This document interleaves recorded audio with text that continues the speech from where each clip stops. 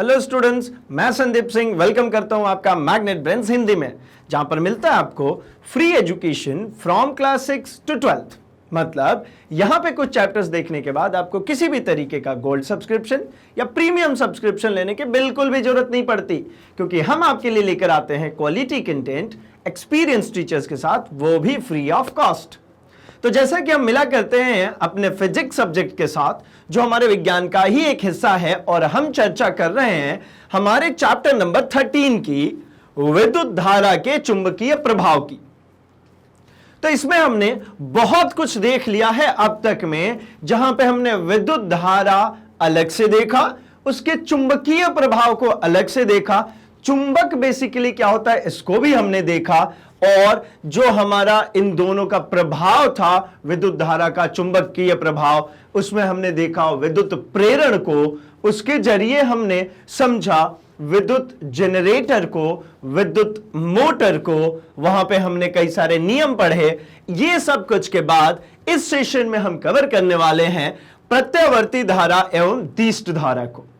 मतलब जो करंट हमें जो बह रही है, जो धारा प्रवाहित हो रही है, वो दो कैटेगरी में बांटी गई है या दो तरीके की होती है, ऐसा कह सकते हैं हम। एक प्रत्यावर्ती, प्रत्यावर्ती मतलब क्या भाई, ऑल्टरनेटिंग, जो बदल रही हो, चेंज हो रही हो। और दूसरा दिष्ट धारा। दिष्ट धारा को अगर हम ऐसा कहें तो इसको कहते हैं डायरेक्ट करंट। डायरेक्ट करंट का मतलब क्या भाई, अपन नॉर्मली भी ये वर्ड यूज करते रहते हैं ना, डायरेक्ट। डायरेक्ट मतलब सीधे सीधे, जो ऑल्टर नहीं कर रही हो, ऐसा ऊपर नीचे नहीं चल रही हो, सीधा सीधा जा रही हो, उसको हम कहेंगे भैया दिष्ट करंट। अच्छा, इनकी चर्चा हम करेंगे कि आखिर किस तरीके से एक ऑल्टर कर रही है और एक ऑल्टर नहीं कर रही है। ठीक है, अब अगले पोर्शन में हम चर्चा करेंगे घरेलू विद्युत परिपथ की। जी हां, जो आपके घरों में इलेक्ट्रिशियन आकर के वायरिंग करके जाता है, जो स्विच बॉक्सेस देखे आपने, एमसीबी बॉक्सेस देखे आपने, रेगुलेटर्स देखा, फैन, ट्यूबलाइट, जो कुछ भी आपके घर में इलेक्ट्रिकल अप्लायंसेस चल रहे हैं, उनको कनेक्शन करने के लिए स्पेसिफिकली इलेक्ट्रिशियन आता है भाई, और पूरे कनेक्शंस करके जाता है। लेकिन ये सेशन कंप्लीट होने के बाद हमें समझ में आ जाएगा कि उस इलेक्ट्रिशियन ने किस तरीके से कौन से वायर को कहां जोड़ा था, कौन से वायर में स्विच कनेक्ट करी थी, किस में फैन कनेक्ट हुआ, किस में बल्ब कनेक्ट हुआ, और इन कॉम्बिनेशंस को किस प्रकार से रखेंगे, क्या उनको सीरीज में रखेंगे, क्या हम पैरेलल में रखेंगे, ये सब कुछ समझ में आने लगेगा। ठीक है, तो मतलब घरेलू विद्युत परिपथ, ठीक है, डोमेस्टिक सर्किट्स जो हैं, जो करंट सप्लाई जो घर में आ रही है, उसकी चर्चा करेंगे। फिर इसके बाद हम बात करेंगे भू संपर्क तार की, अर्थिंग वायर की।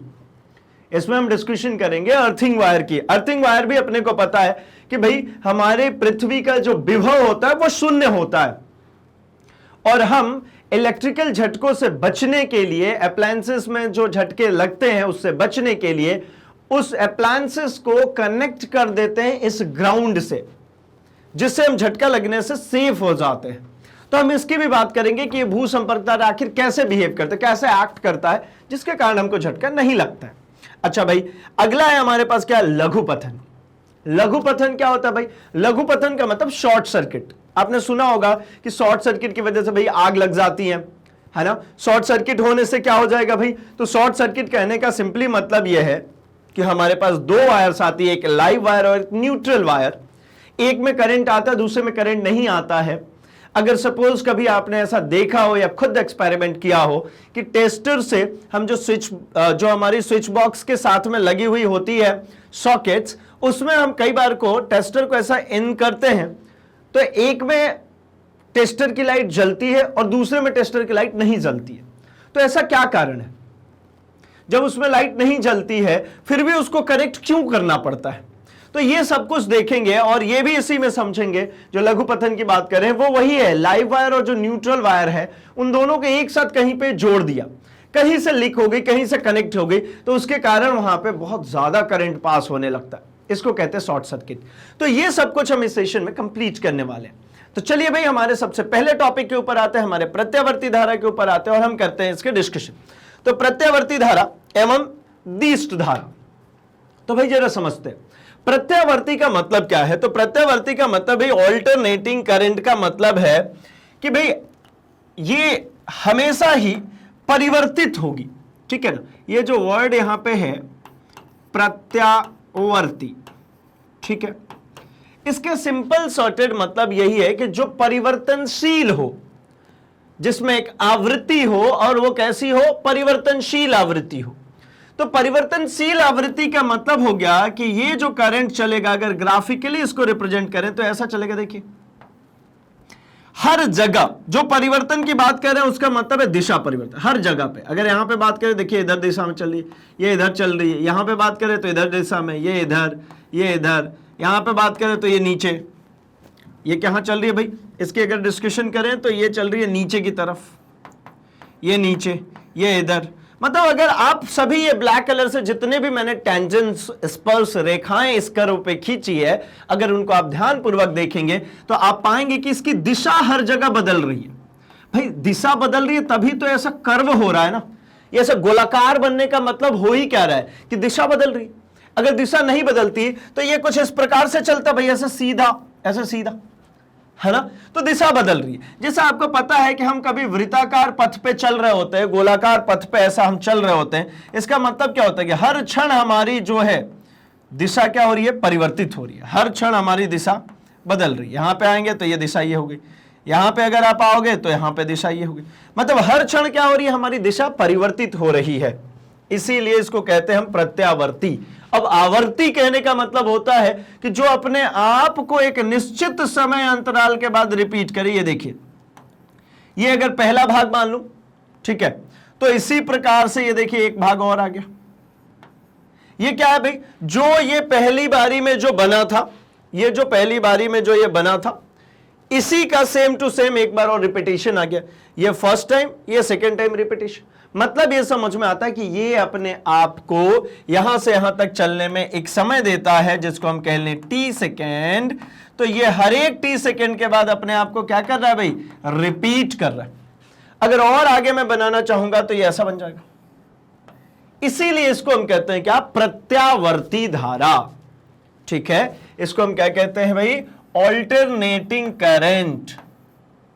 Alternating current. अब करंट वर्ड का तो मतलब हमें क्लियर ही है कि करंट मतलब होता है टू फ्लो, बहना, जो बहे। ठीक है, अगर पानी बह रहा है तो वाटर करंट कहते थे, है ना। अगर मान लीजिए दूध बहेगा तो क्या कहेंगे भाई, दूध की धारा कहेंगे। विद्युत है तो विद्युत धारा कह रहे, पानी है तो पानी की धारा कहेंगे।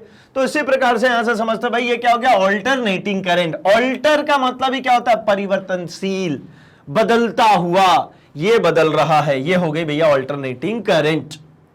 दूसरा पार्ट है हमारे पास दिष्ट धारा।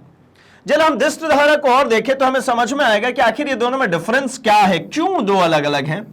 तो दिष्ट धारा में देखिए, अगर मान लीजिए वो एक रेफरेंस लाइन है तो ये हो गई हमारी, ये हो गई हमारी हायर पोटेंशियल और ये मेरी लोअर पोटेंशियल। अब ये देखिए, ये बिल्कुल स्ट्रेट लाइन गई है।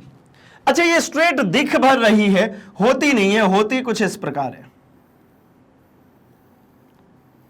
इसको कहते हैं पल्सेटिंग डीसी। इसको हम क्या कहते हैं भाई, पल्सेटिंग डीसी।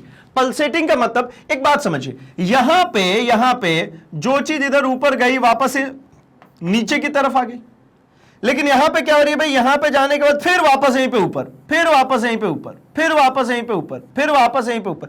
नीचे आने वाला कोई कॉलम नहीं है, मतलब दिशा परिवर्तित नहीं हो रही है, ऑल्टर नहीं हो रहा है। और इसी के सभी के टॉप टॉप टॉप पॉइंट्स को अगर मैं ज्वाइन कर देता हूं तो मुझे मिल जाता है ऐसा एक स्ट्रेट लाइन। इसीलिए इसको हम कहते हैं डीसी, डायरेक्ट करंट। इसका नाम क्या है भाई, डायरेक्ट करंट। ये वाले वर्ड से थोड़ा सा ज्यादा क्लियर होगा, है ना, जो इंग्लिश वर्ड है इससे थोड़ा ज्यादा आपको क्लियर होगा। डायरेक्ट करंट मतलब सीधे सीधे, बोलते हैं ना डायरेक्ट है भाई, सीधा सीधा है, ठीक है। और ऑल्टरनेटिंग का मतलब क्या समझा भाई, जो परिवर्तनशील हो, जो बदले, ऑल्टर करे, चेंज हो, ठीक है। तो मतलब यहां से समझ में आ गया मुझे कि एक प्रत्यावर्ती धारा और दूसरी दिष्ट धारा, दोनों के चलने में फर्क है। दोनों के एक जगह से दूसरी जगह तक चलने में फर्क है। एक ऑल्टर करते हुए, जिगजैग करते हुए ये इस प्रकार से चल रही है, और दूसरी ये देखिए बिल्कुल स्ट्रेट चल रही है। ये भी अगर दोनों के एक्स एक्सिस की अगर मैं बात करूं, जो रेफरेंस मैंने डाला ये टाइम है ना। अभी नीचे लिखा भी था अपन ने, यहां से यहां तक में भाई, कि यहां से यहां तक चलने में टी टाइम लेता है, यहां से यहां तक चलने में ये 2t टाइम लेता है। उसी तरीके से यहां पर भी बात करें तो यहां पर भी जो ये नीचे एक्सिस है ये टाइम ही है, ठीक है ना। तो मतलब ये टाइम के रिस्पेक्ट में क्या हो रहा है भाई, अपनी दिशा नहीं बदल रहा है, ये टाइम के रिस्पेक्ट में अपनी दिशा बदल रहा है। जो टाइम के रिस्पेक्ट में अपनी दिशा बदलेगा वो प्रत्यावर्ती है, जो टाइम के रिस्पेक्ट में अपनी दिशा नहीं बदलेगा वो डिस्क धारा है, डायरेक्ट करंट है। अब चलिए जरा इनके बारे में एक एक करके चर्चा कर लेते कि क्या होते किस प्रकार से। तो देखिए भाई, ऐसी विद्युत धारा जो समान काल अंतराल के पश्चात अपनी दिशा में परिवर्तन कर लेती है उसे एसी कहते हैं, ऑल्टरनेटिंग करंट कहते हैं, प्रत्यावर्ती धारा कहते हैं। क्या कह रहे भाई, एक ऐसी विद्युत धारा जो समान काल अंतराल में, देखिए समान काल अंतराल में यहां से यहां तक चले, ये एक समय अंतराल हो गया हमारा टी। अब यहां से फिर से अपने आप को इस जगह पे, ओरिजिनल जगह पहुंच गई जहां से ये शुरू हुई थी वहीं पे खत्म। अब फिर से अपने आप को क्या करेंगे भाई, रिपीट, यहां से यहां तक फिर से हो जाएगा भाई 2t, फिर आगे करेंगे 3t एंड ऑल। ठीक है, तो मतलब समझ में आ रहा है कि भाई जो अपने आप को हर समय एक समान अंतराल में रिपीट कर रही हो उसी को हम प्रत्यावर्ती कहते हैं। यही हमने देखा भी था भाई। अगला है, विद्युत उत्पन्न करने की इस युक्ति को प्रत्यावर्ती विद्युत धारा जनरेटर, जनित्र कहते हैं भाई। एसी जनरेटर से इसको जनरेट किया जाता है।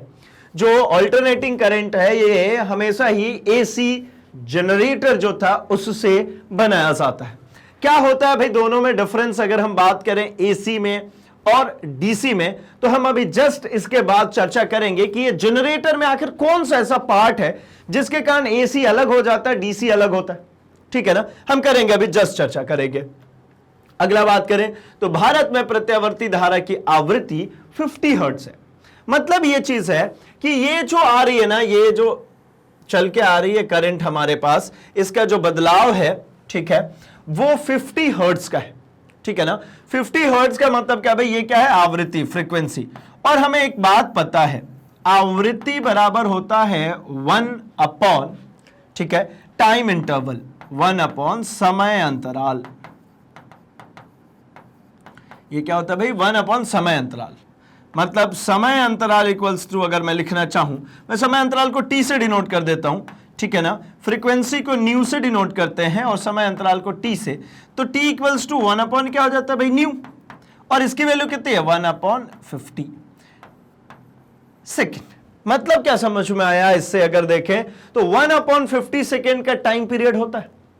ठीक है ना, 1 अपॉन 50 सेकेंड का टाइम पीरियड है भाई। यहां से यहां तक चलने में ये कितना टाइम लेगा, 1 अपॉन 50। ठीक है, ये कितना लेगा यहां से यहां तक चल के आने में, 1 अपॉन 50। फिर अगला ये वाला कंप्लीट करने में कितना लेगा भाई, 1 अपॉन 50। ऐसे ही ये चलता चला जाएगा। तो फ्रीक्वेंसी का मतलब समझेंगे, यहां पे जो आवृत्ति का है मतलब है वो ये है कि हमारे इंडियन डोमेस्टिक सप्लाई 50 हर्ट्ज की है। अलग अलग कंट्रीज में ये जो फ्रीक्वेंसी है वो चेंज होती रहती है भाई। जिस प्रकार से हमारे यहां पे जो घरेलू परिपथ में जो हमें सप्लाईज आते हैं वो 220 वोल्ट टू 440 वोल्ट की होती है। अब आप कहेंगे ये कैसे कह रहे हो आप, तो भाई आपको भी बता रहे हैं ना, आपके पास में जो भी इलेक्ट्रिकल गैजेट्स आपके पास में हो, आप उस पर जाकर के देखिए, एक वोल्टेज रेंज लिखी होगी उस पर इनपुट की।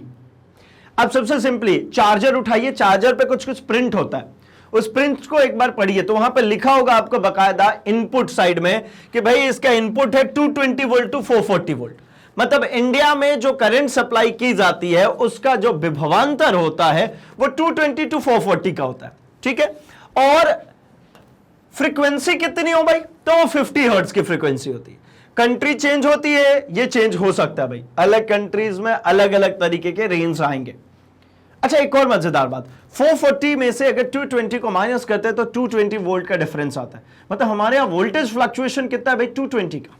कैसा समझा रहा हूं मैं, आपके पास जो लोअर पोटेंशियल है वो है 220 वोल्ट और जो हायर पोटेंशियल है वो है 440 वोल्ट। डिफरेंस कितना है दोनों के बीच में, कितने का रेंज आ गया, 220 वोल्ट का। आप इसमें से 440 में से इसको माइनस कीजिए, 220 वोल्ट।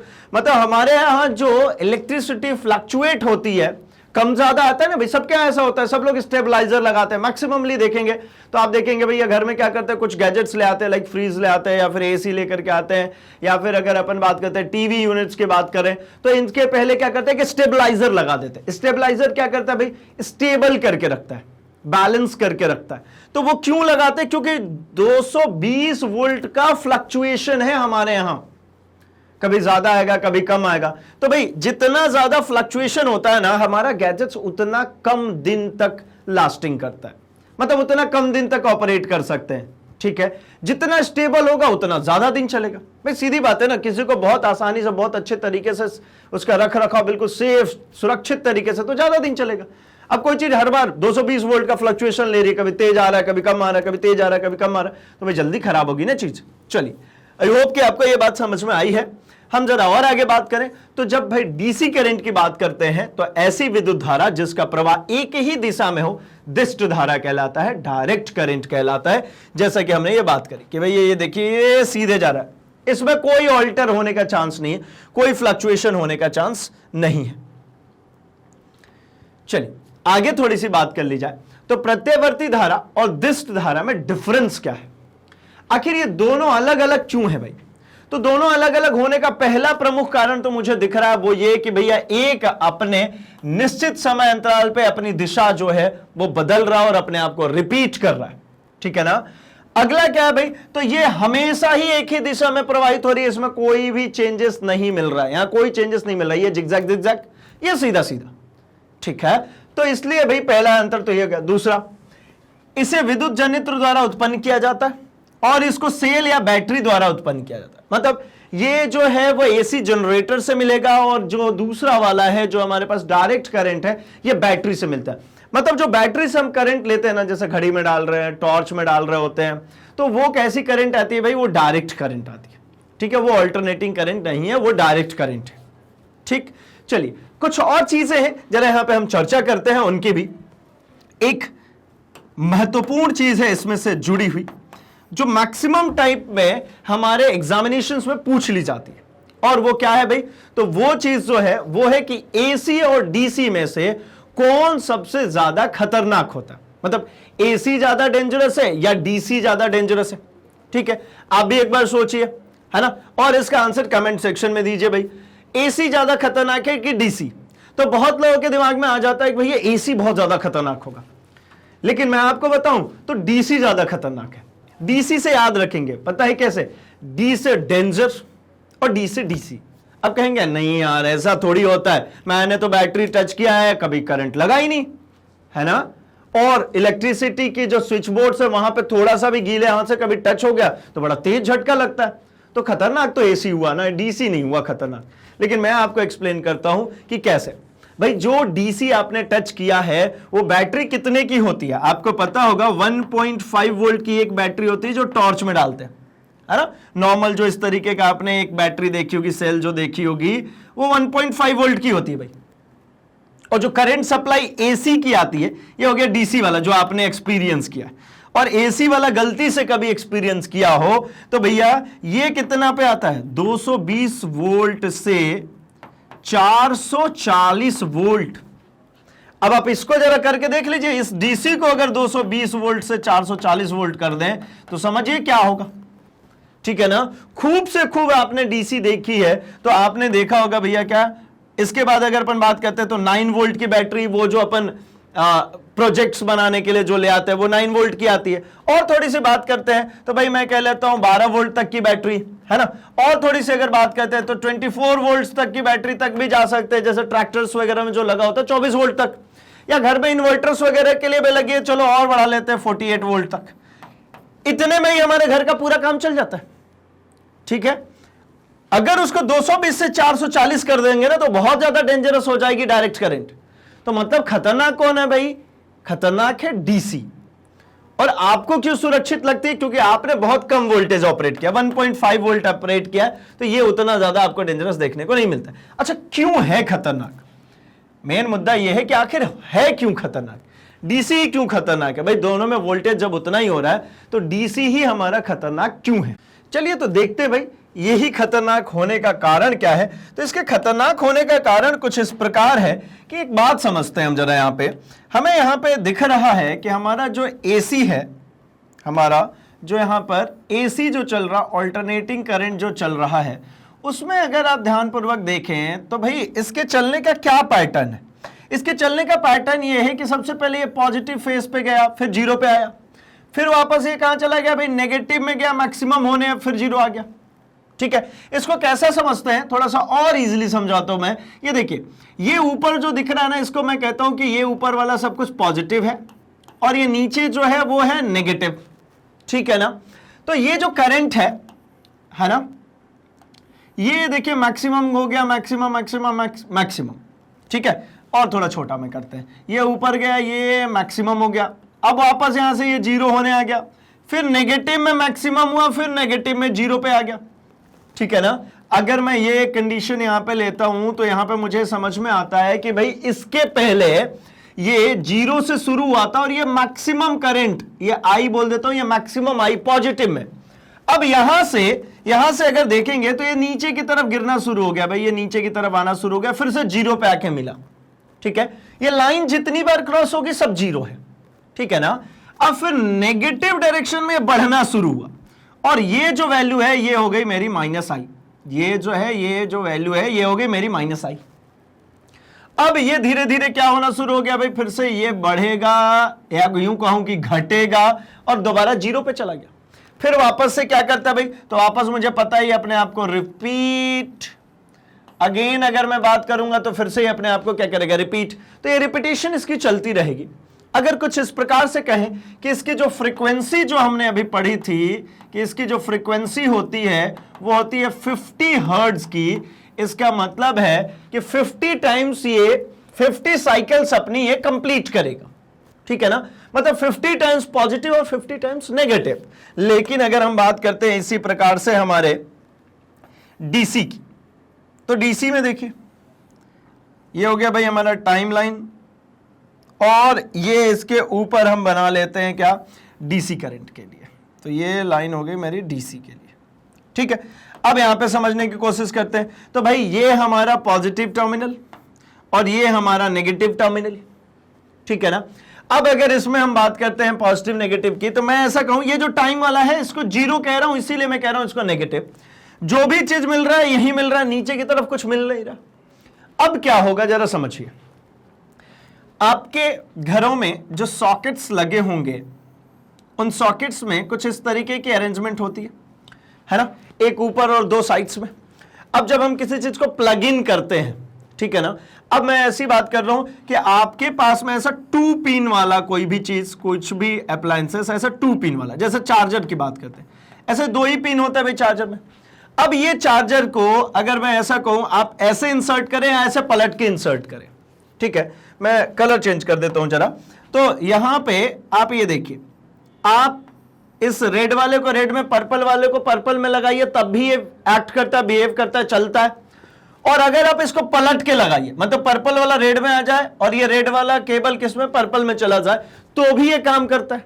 कारण क्या है भाई, तो ये समझिए दोनों टर्मिनल्स को, एक टर्मिनल यहां पे रखा हुआ है, एक टर्मिनल यहां पे रखा हुआ है और एक टर्मिनल यहां पे रखा हुआ है। ठीक है, अब अगर हम देखें तो एक बार को ये पॉजिटिव डायरेक्शन में मैक्सिमम है और एक बार को ये नेगेटिव डायरेक्शन में मैक्सिमम है। और ये जो है वो हर केस में क्या है भाई, मिनिमम। मतलब अगर मैं इसको कहता हूं मैक्सिमम तो मिनिमम मेरा ये हो गया, अगर मैं इसको कहता हूं मैक्सिमम तो ये हो गया मेरा मिनिमम। मतलब नेगेटिव में मैक्सिमम हो या पॉजिटिव में मैक्सिमम हो, ये जीरो वाला हर बार है मिनिमम। तो कुछ इस प्रकार से समझ में आता है कि ये टर्मिनल एक बार को पॉजिटिव होगा, एक बार को ये नेगेटिव, अगले फेस में ये नेगेटिव हो जाएगा और ये पॉजिटिव। क्यों, क्योंकि बदल रहा है ना, एक बार ये मैक्सिमम है तो एक बार ये मैक्सिमम हो गया, एक बार ये मैक्सिमम है तो एक बार ये मैक्सिमम हो गया। मतलब ये क्या हो रहा है, ये ऑल्टर हो रहा है, बदल रहा है।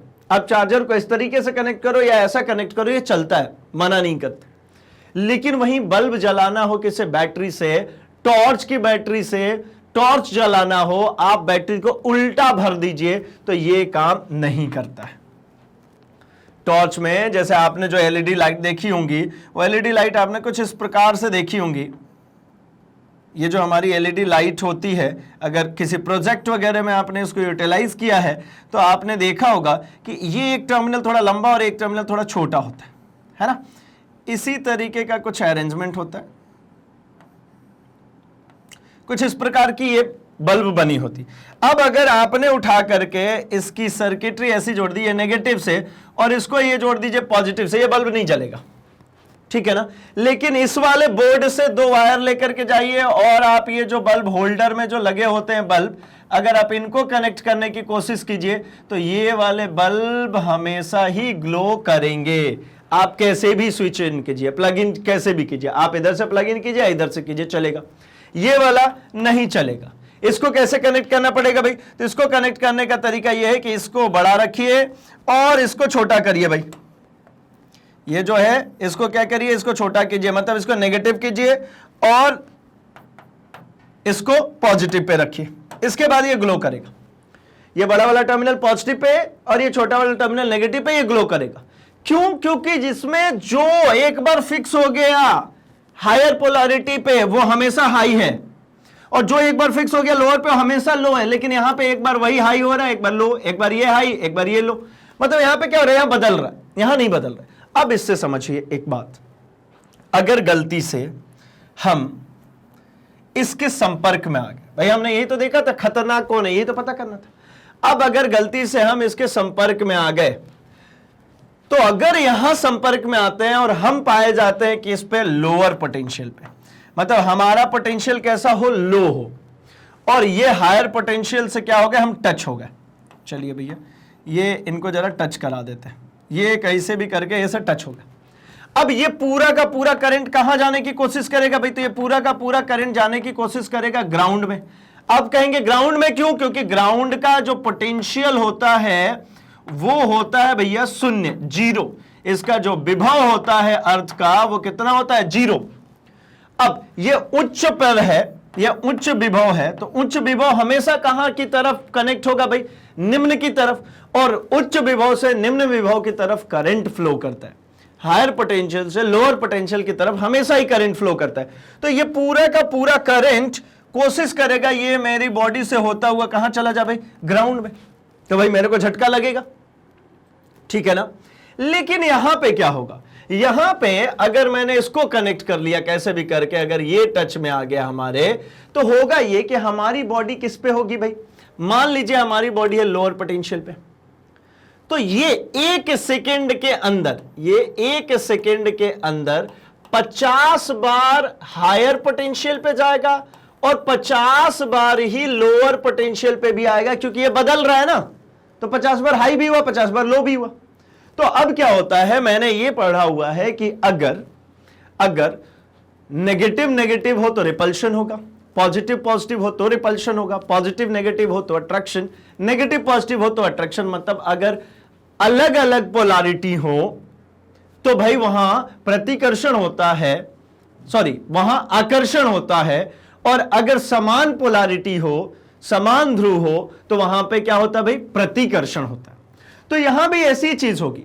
अगर मैं लोअर पोटेंशियल पे हूं, ये मैं कहां पे हूं, देखिए मैं लोअर पोटेंशियल पे, तो एटलीस्ट एक चांस तो बनता है ना कि ये 50 बार जब लोअर पोटेंशियल पे आएगा तो ये मेरे को प्रतिकर्षित करे। यहां पे क्या करेगा भाई? ये झटका देगा, मैं दूर गिर जाऊंगा लेकिन मैं बच जाऊंगा। इस केस में क्या होगा भाई? इस केस में तो ये कहेगा आओ भैया गले मिलो, और तब तक मिलो जब तक कि आपके अंदर से कंडक्शन हो सके, ठीक है ना। ये क्या करेगा? ये 50 बार गले मिलाएगा और 50 बार दूर धकेलेगा, ठीक है ना। 50 टाइम्स क्या हो रहा है? हायर पोटेंशियल पे। तो भाई मैं हूं लोअर पे, ये है हायर पे, तो ये मेरे को अट्रैक्ट करेगा, लेकिन जैसे ही ये लोअर पे आएगा ये मेरे को धकेलेगा भी। तो एसी इसीलिए कम खतरनाक होता है क्योंकि ये 50 बार हमको मिलने भी बुलाता है और 50 बार मुझे धकेलता भी है। तो मैं बच सकता हूं कब? जब मुझे धकेल रहा होगा, मैं सेफ हो जाऊंगा, ठीक है। खतरनाक दोनों है, ज्यादा खतरनाक की बात हो रही है। खतरनाक तो है भैया दोनों, लेकिन हम किसकी बात करें? ज्यादा खतरनाक की। तो ज्यादा खतरनाक ये क्यों हो रहा है? क्योंकि ये एक बार गले मिलने बुलाया तो भैया ये हमेशा ही हायर पोटेंशियल पे है और हम हमेशा ही लोअर पोटेंशियल पर हैं। सिर्फ और सिर्फ गले मिलाएगा, सिर्फ और सिर्फ अट्रैक्ट करेगा, रिपल्शन का कोई सवाल ही नहीं है। तो ज्यादा खतरनाक हुआ ना, इसने अट्रैक्ट किया और खत्म किया हमें, ठीक है। कब? जब दोनों की पोटेंशियल सेम रखें तब, मतलब जैसे 220 वोल्ट पे अगर डीसी सप्लाई हो रही होगी तब, ठीक है। तो अभी समझ में आ गया होगा कि एसी कम खतरनाक होने का कारण है कि वो ऑल्टर करती है। ऑल्टर करती है मतलब 50 बार वो हमको अट्रैक्ट करेगी, 50 टाइम्स हमें रिपल्शन देगी। रिपल्शन देगी तब हमें बचने के चांसेस मिल गए, लेकिन यहां पे रिपल्शन का कोई केस नहीं आता डीसी में, इसीलिए हम डीसी को कहते हैं मोर डेंजरस। डीसी जो है ये ज्यादा ही डेंजर है भाई, डीसी इज मोर डेंजरस, ठीक है ना, ये ज्यादा खतरनाक है। चलिए अब एक और चीज यहीं पे डिस्कस कर ली जाए कि भाई ये एसी और डीसी आखिर जनरेट कैसे हो रहे थे, क्या अंतर क्या आ रहा था।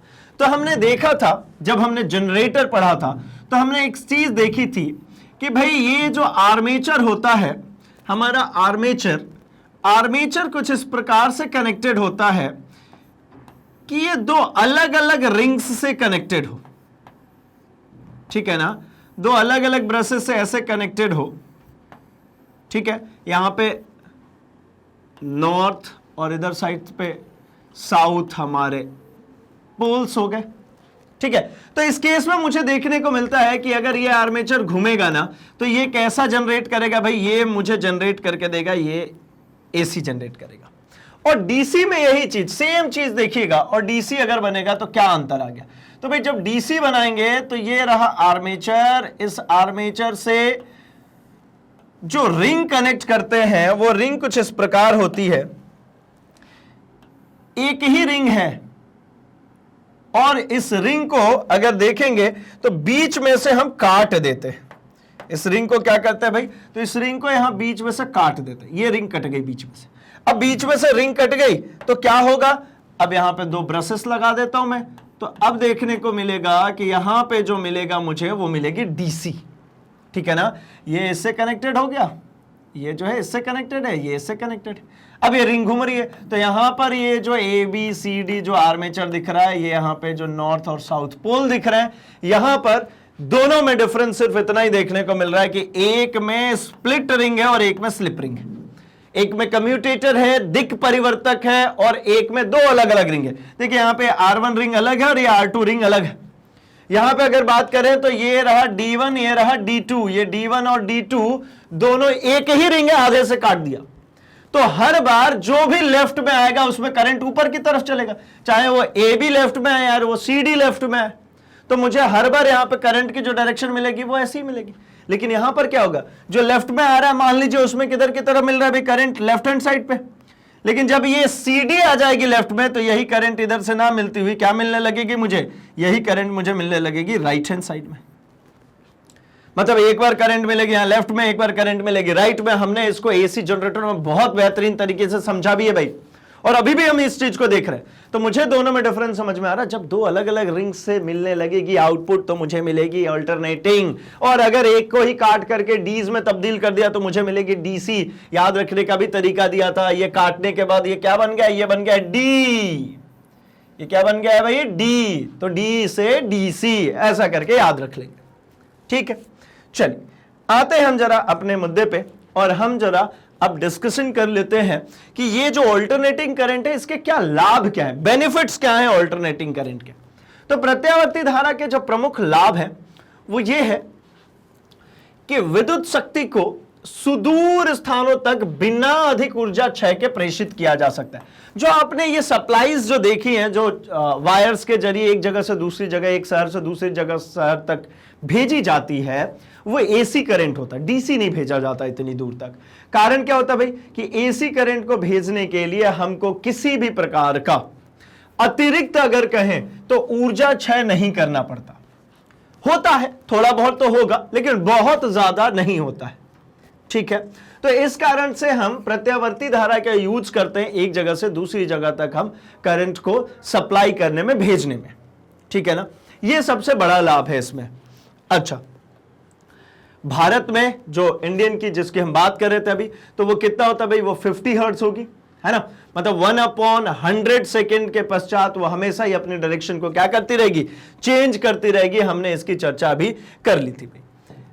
चलिए अब जरा हम बात करते हैं घरेलू परिपथ की, डोमेस्टिक करंट सप्लाई की बात करते हैं।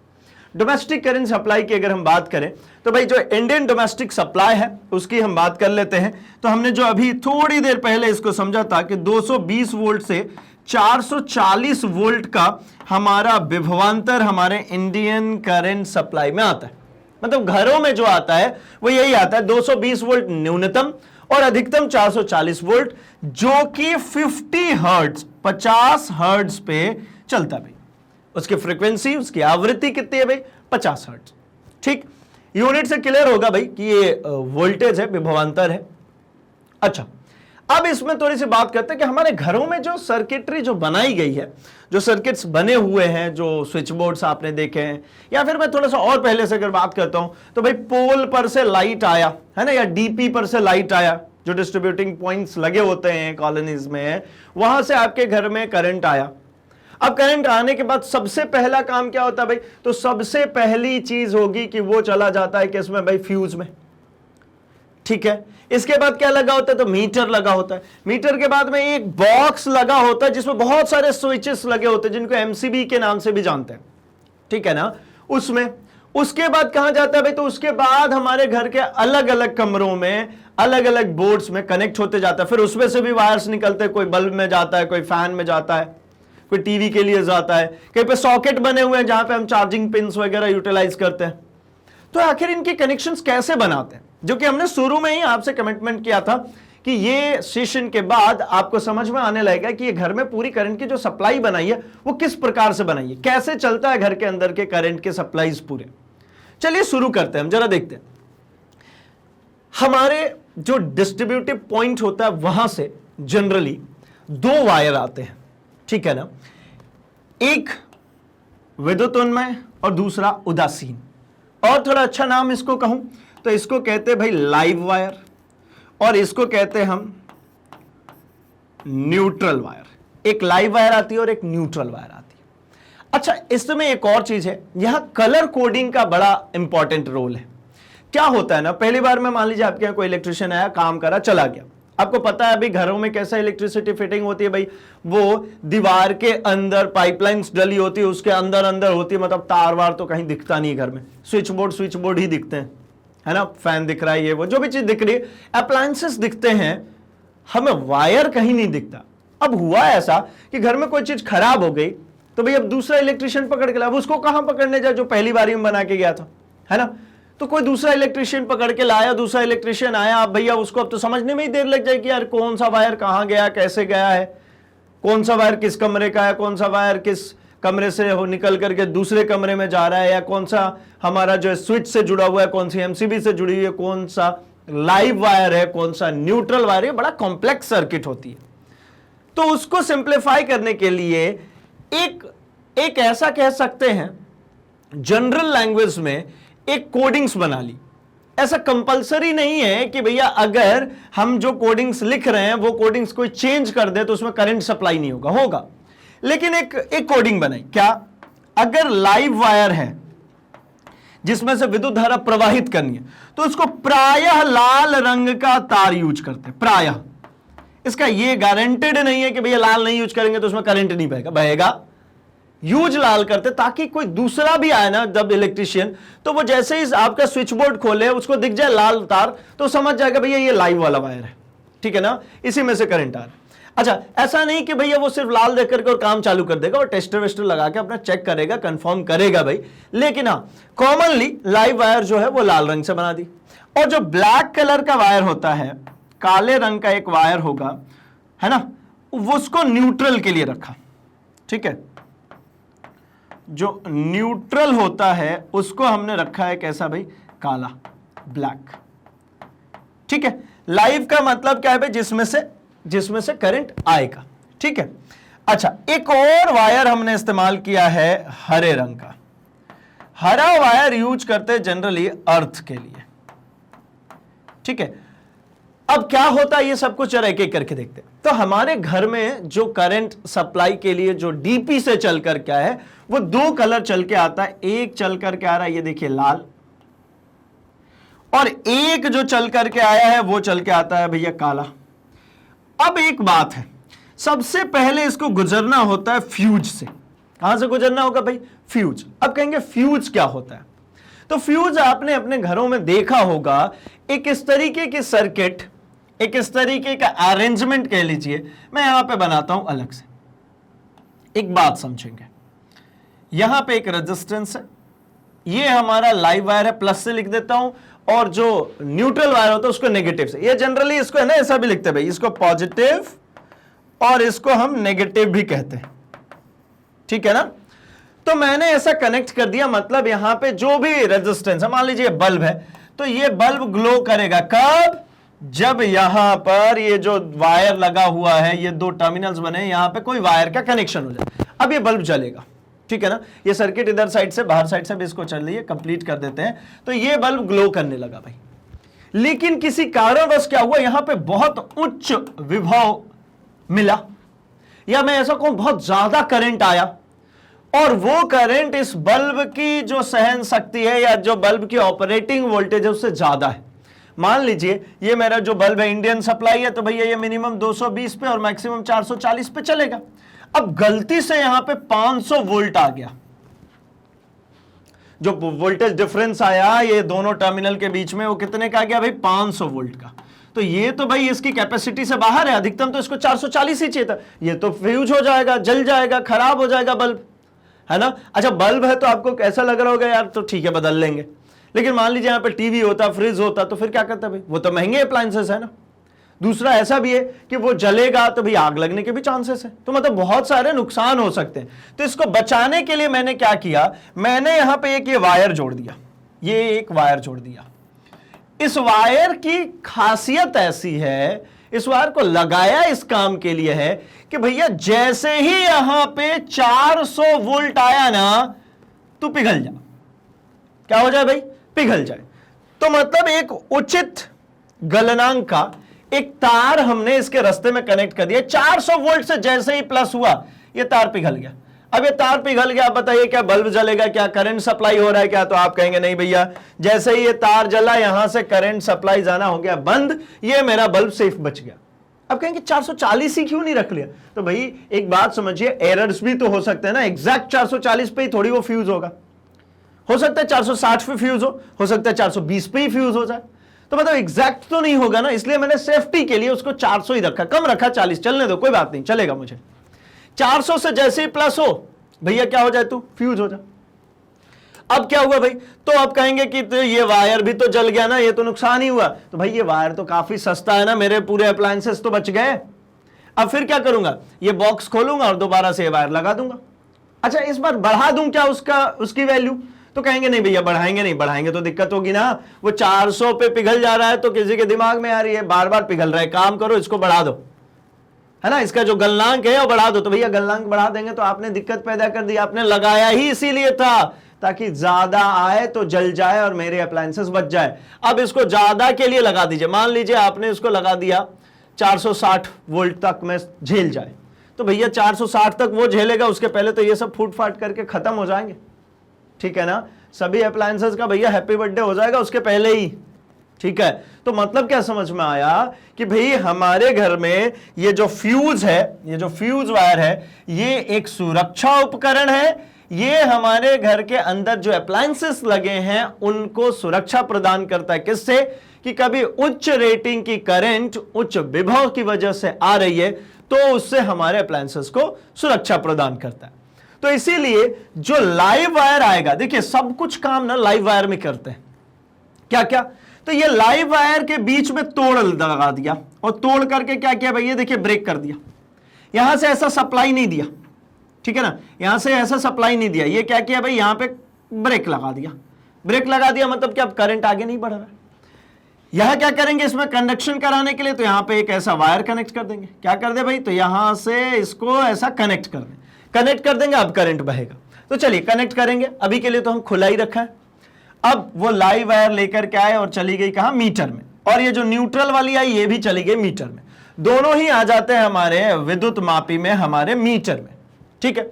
और मीटर में क्या होता है भाई, तो जो हमारा मीटर है, जहां विद्युत मापी जिसको कहते हैं, जिसकी जहां से हमें इलेक्ट्रिसिटी का बिल आता है, रीडिंग्स नोट होती हैं, वो हमारा मेजर करता है किसमें, किलोवाट आवर में, ठीक है ना। ये किसमें मेजर करेगा भाई, किलोवाट आवर में, ठीक है। इसी को एक यूनिट कहते थे हम, ठीक।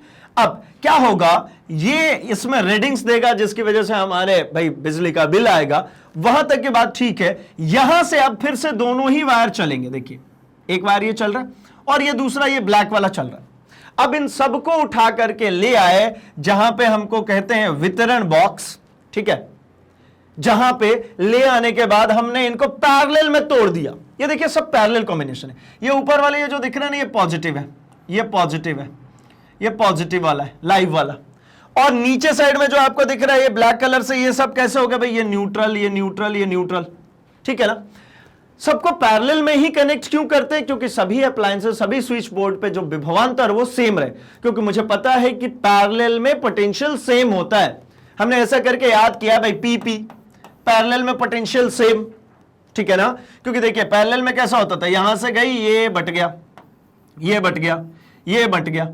अब आप ध्यानपूर्वक अगर देखते हैं तो आपको पता चलता है कि भैया यहां से जो भी करंट जाएगा आई, वो इन तीन पोर्शन में बट गया, लेकिन यहां विभवांतर तो भैया इन्हीं दोनों टर्मिनल्स के अलोंग निकालेंगे ना। तो ये R1 हो, R2 हो या R3 हो, तीनों के लिए जो पोटेंशियल डिफरेंस मिलेगा वो सेम। किंतु अगर ये सीरीज में कनेक्ट कर दिए होते, तो सीरीज मतलब ये आगे पीछे एक दूसरे के, यहां पे कनेक्ट करके देखिए भाई, तो यहां पे क्या होगा, यहां पे विभवांतर अलग आएगा। अगर मैं यहां पे कनेक्ट करता हूं तो यहां पे विभवांतर इस रेजिस्टेंस के अलोंग आएगा सिर्फ। यहां विभवांतर की बात करेंगे तो इस रेजिस्टेंस के अलोंग आएगा सिर्फ। इसमें बात करेंगे तो यहां विभवांतर इस रेजिस्टेंस के अलोंग आएगा। मतलब क्या समझ में आता है कि पैरेलल में जो पोटेंशियल होता है वो कैसा रहने वाला है, सेम, और सीरीज में कैसा हो जाएगा, अलग अलग। इसीलिए ये सभी स्विचिंग बॉक्सेस को बनाने के लिए यहां पे सबको किसमें कनेक्ट कर दिया, पैरेलल में। अब यहां से उठा करके एक वायर को, एक जो लाइव वायर है इसको लेकर के आए, ध्यानपूर्वक देखेंगे, ये कनेक्ट कर दिया, ठीक है।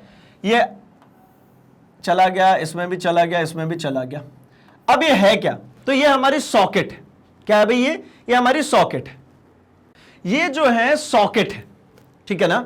ये आपने देखे होंगे आपके घर में, जो अभी थोड़ी देर पहले मैंने भी चर्चा किया था कि हमारे घर में जो सॉकेट लगा होता है जिसमें चार्जिंग पिन्स वगैरह इंसर्ट करते हैं, वो इस तरीके से 3 पॉइंट बने होते हैं। उसको ऐसा घुमा दिया है बस, और कुछ नहीं, ठीक है ना, ताकि वो पैरेलल में दिख सके, इसके लिए घुमाया, और कुछ भी नहीं भाई। तो देखिए ये जो पॉइंट्स होती है, ये एक हो गया हमारा लाइव के लिए। ये एक नीचे साइड में जो पॉइंट है ये किसके लिए हो गया भैया, ये ब्लैक मतलब कि इसमें न्यूट्रल के लिए। यहां पर भी देखेंगे तो ये भी क्या है भाई, ये न्यूट्रल है, ये न्यूट्रल है। और ये जो दिख रहा है ये भी यहां पर भी क्या है भाई, लाइव है और लाइव है, ठीक है। और एक वायर आ रही है, हम उसकी बात करेंगे, हमने उसकी चर्चा ही नहीं छेड़ी है। तो अभी थोड़ी देर के लिए देखें तो ये इसको नीचे से अंदर ही ये ऐसा कनेक्टेड होगा। अगर ब्लैक वाले के लिए भी बात करते हैं तो ये भी क्या होगा भाई, अंदर ही अंदर ऐसा कनेक्टेड होगा। अब आप समझेंगे तो सभी सॉकेट के बीच में पॉजिटिव टर्मिनल और इस नेगेटिव टर्मिनल के बीच का जो पोटेंशियल डिफरेंस है वो आ गया भैया कितना, 220 वोल्ट। पॉजिटिव और नेगेटिव में कितना, 220 वोल्ट। और यहां सप्लाई में भी अगर आप देखेंगे ना तो यहां पर भी इन दोनों के बीच में वही 220 वोल्ट, वही रेंज है, 220 से 440 वोल्ट की वही रेंज है यहां पे। अच्छा, अब सभी में पॉजिटिव नेगेटिव आ गए। अगर मैं एक बल्ब जलाना चाहता हूं तो भैया ये देखिए, अगर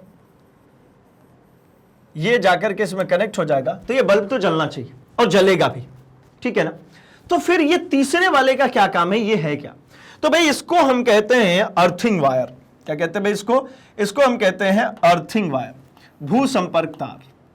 इसको कहा जाता है अर्थिंग वायर, भू संपर्क तार।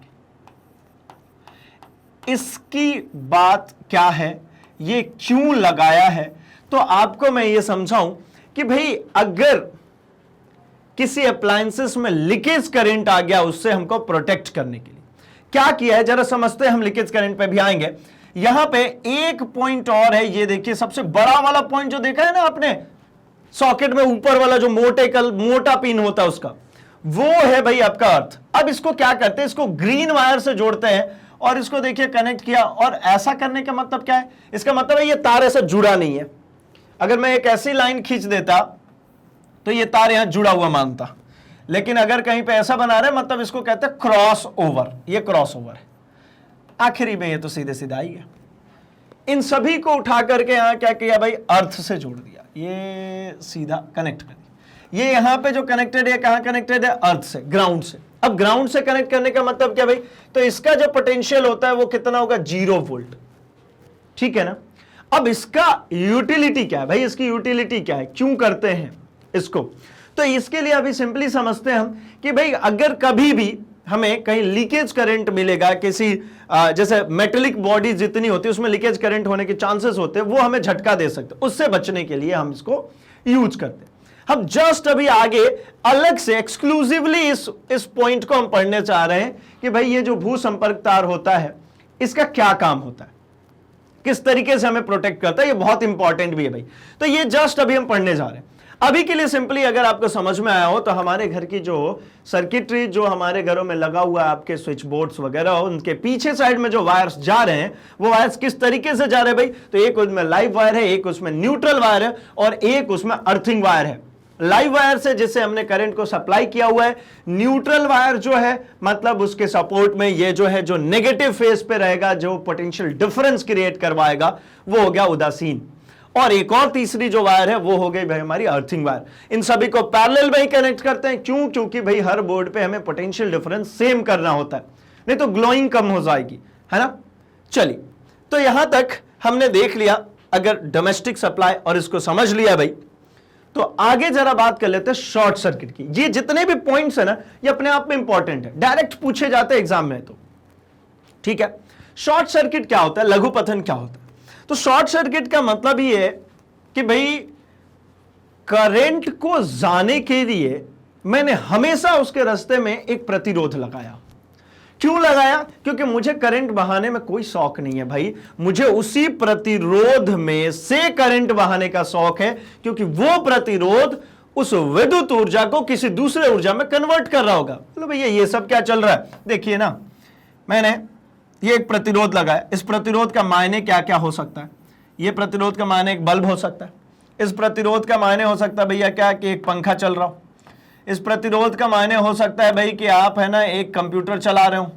ठीक है, अब क्या हो रहा है इन सभी जगहों पे, अगर मैं छोटे छोटे में बात करूं तो ये जो प्रतिरोध जो नॉर्मली आप देखते थे, मैं अगर इस करंट को किसी बल्ब से गुजार रहा हूं तो ये बल्ब अल्टीमेटली क्या काम कर रहा है भाई, तो इसका काम है इलेक्ट्रिकल एनर्जी को लाइट एनर्जी में चेंज कर देना।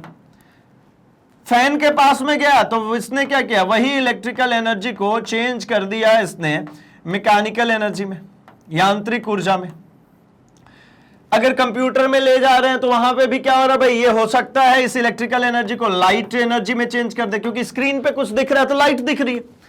साउंड एनर्जी में भी चेंज कर सकता है, क्योंकि आवाज भी आ सकती है भाई, गाने बजाओगे तो साउंड एनर्जी में भी चेंज हो रही है ना, तो मतलब लाइट एंड साउंड एनर्जी में चेंज कर सकते हैं। कहने का मतलब ये जितने भी रास्ते में आ रहे हैं ना, ये भी प्रतिरोध है, ये भी प्रतिरोध है, ये भी प्रतिरोध है, ये सभी प्रतिरोध के अंदर से करंट सप्लाई करते ही इसीलिए क्योंकि मुझे एनर्जी कन्वर्जन चाहिए, मुझे उसकी ऊर्जा रूपांतरित करनी है। अब क्या हुआ कि आपके यहां ऐसा कुछ हो गया, देखिए एक ये प्रतिरोध लगाए, एक प्रतिरोध ये लगाए, एक प्रतिरोध ये लगाए, एक ये लगाए, मैं ऐसा भी कुछ कनेक्ट कर देता हूं और ऐसे भी प्रतिरोध लगे हुए हैं, ऐसा भी एक प्रतिरोध लगा है और ये सब कुछ कनेक्ट हो गया ऐसा, यहां से हमने सप्लाई दी है। ठीक है, अब एक बात को समझते हैं कि अगर करंट को जाना है तो वो सभी में से होता हुआ ऐसा जाएगा, मतलब ये R1, R2, R3, R4, R5, R6 कह लेता हूं, इसको R7 कह लेता हूं। करंट यहां पे जाएगा, बट जाएगा इधर इधर, फिर जो करंट यहां से जा रहा है वही वाला करंट इनमें बट जाएगा, फिर वापस से करंट आएगा, यहां ऊपर से आएगा, दोनों ज्वाइन होकर के यहां आएंगे, फिर यहां से ऊपर से आ जाएगा, ये भी आ जाएगा, दोनों हो करके वापस आ जाएंगे। मतलब जो आई यहां से बह रहा था वही आई यहां से वापस मिल जाएगा। लेकिन गया तो सभी ब्रांचेस में कम जाए ज्यादा जाए वो कैलकुलेट कर चुके हैं भाई हम इलेक्ट्रिसिटी वाले पोर्शन में, और हम देख भी चुके हैं अलग अलग इसके पोर्शंस को कि किसमें कितना जा रहा है। ठीक है ना, लेकिन वहां से मुझे ये बात तो समझ में आ गई थी कि अगर सभी जगह से सर्किट कंप्लीट है तो करंट जाएगा और डिवाइड भी होगा।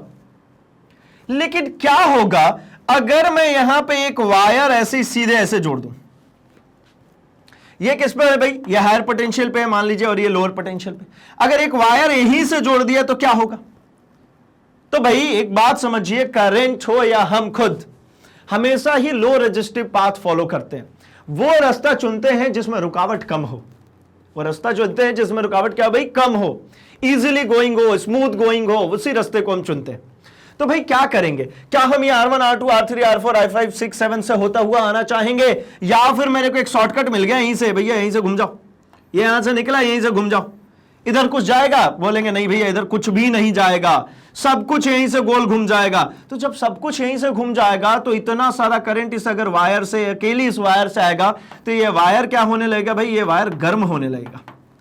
ठीक है, गर्म होगा और गर्म होकर के क्या हो सकता है भाई, स्पार्किंग हो सकती है, वहां से आग लग सकता है। ये तो एक तरीका हुआ शॉर्ट सर्किट करने का कि भैया ये जो मैं बोल रहा हूं ये बिल्कुल भी घर पे ना करें भाई, इलेक्ट्रिसिटी से छेड़छाड़ घर में आप बिल्कुल भी नहीं करेंगे।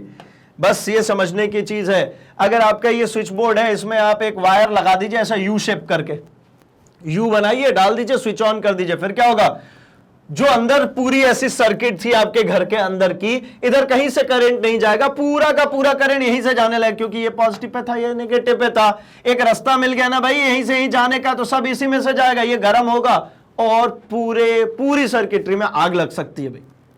सबसे ज्यादा जो फैक्ट्रीज, इंडस्ट्रीज, ऑफिसेज वगैरह में जो आग लगने की घटनाएं आती है वो शॉर्ट सर्किट से ही होती है।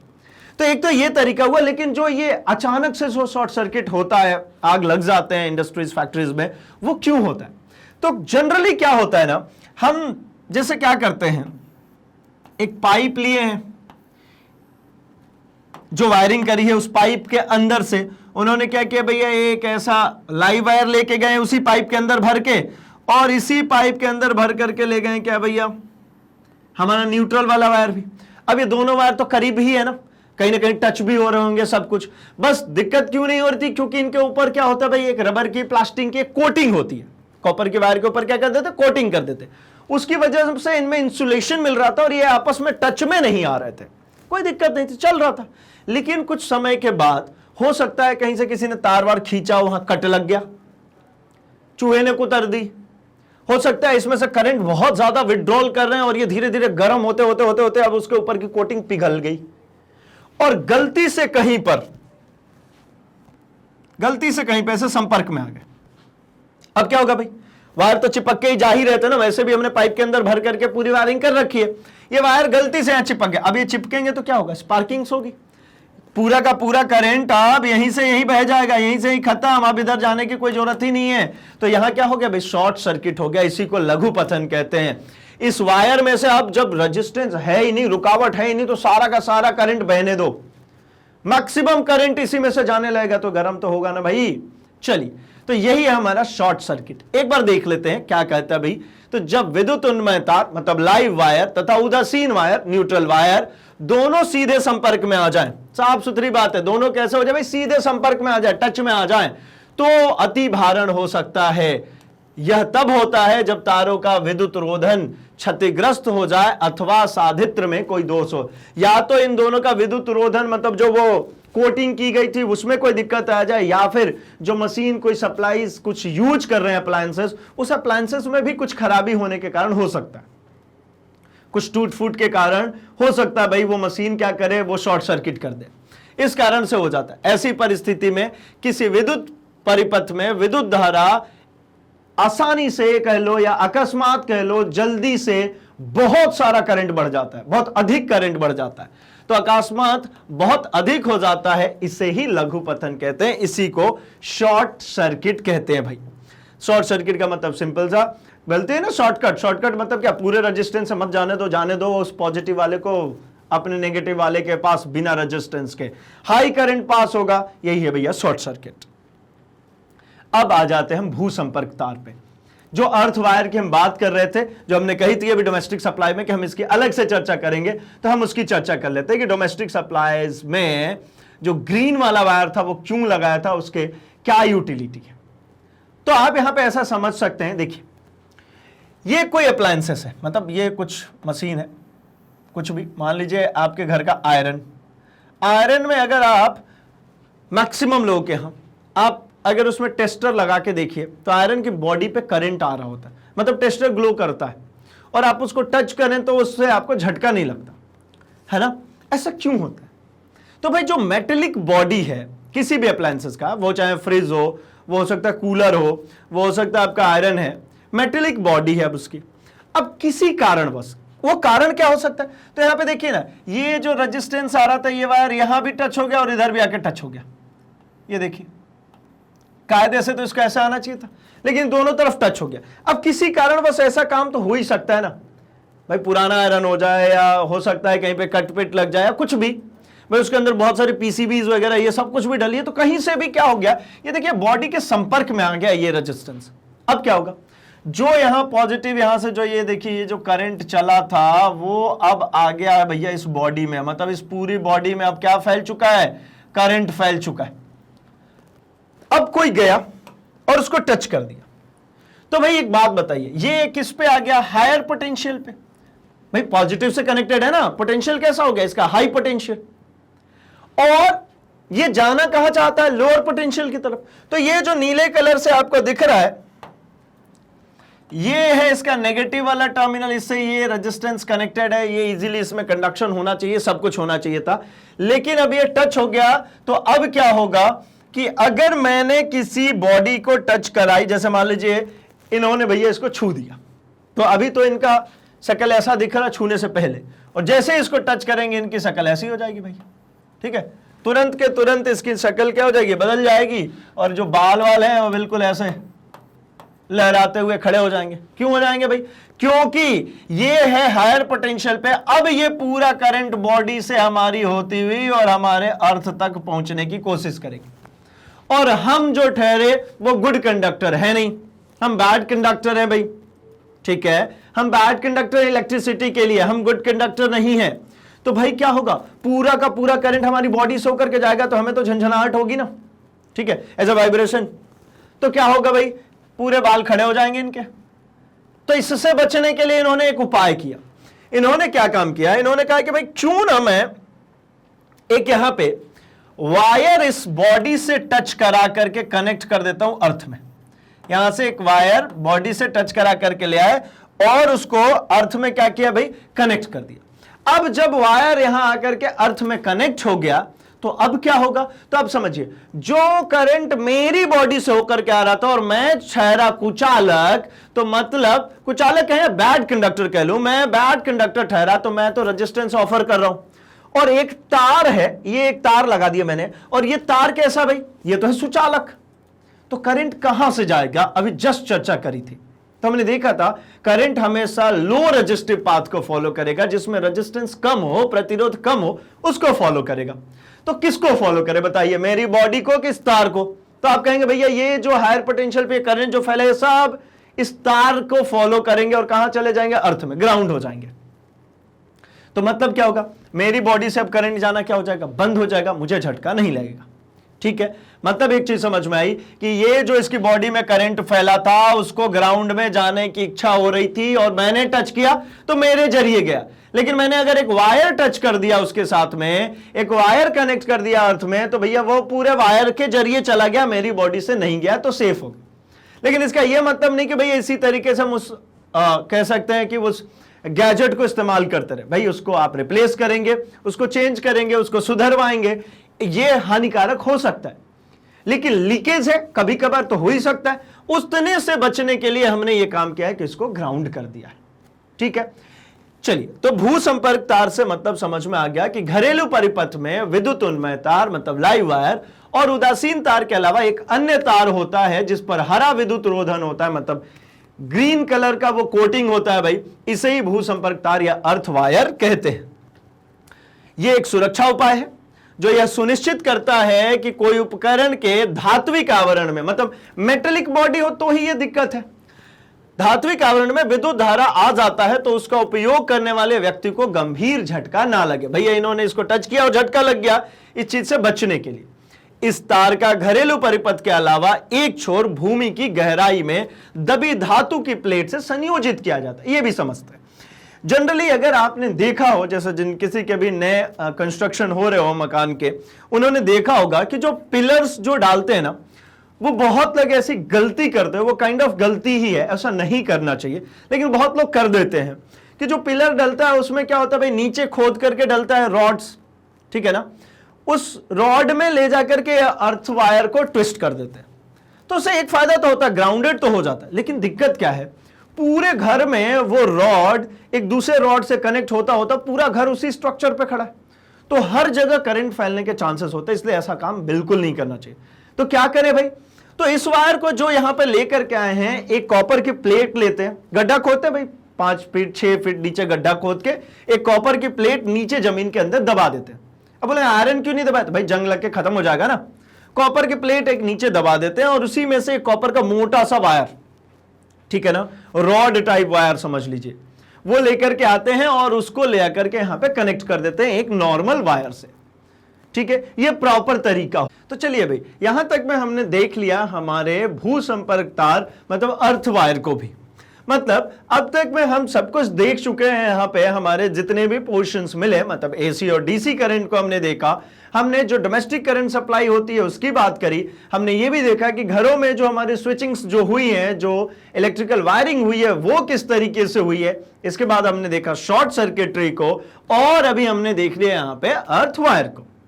इस प्रकार से इस सेशन में हमने इतना सब कुछ देख लिया है। तो अब भाई बाकी के चैप्टर्स और बाकी के कोर्सेज के लिए क्या करेंगे, तो आप अपने सर्च बॉक्स में लिखेंगे magnetbrains.com।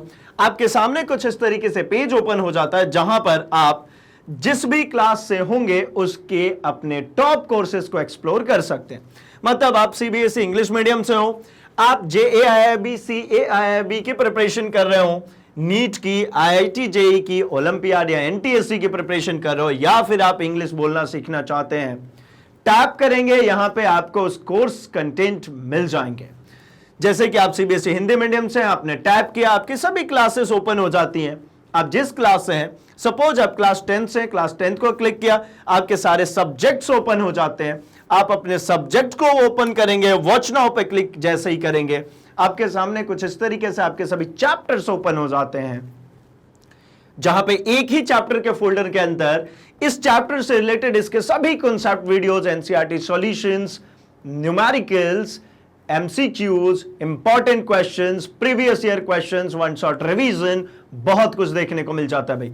तो जैसे ही आप इसको प्ले करते हैं, कुछ इस प्रकार से आपका वीडियो प्ले होता है, जिसको कहीं पर भी आप पॉज कर सकते हैं, स्क्रीनशॉट ले सकते हैं, नोट्स प्रिपेयर कर सकते हैं, और सबसे अच्छी बात भाई, यहीं से नेक्स्ट वीडियो करके आप अपने अगले वीडियो पर जा सकते हैं। मतलब आपको भटकने की बिल्कुल भी जरूरत नहीं है भाई।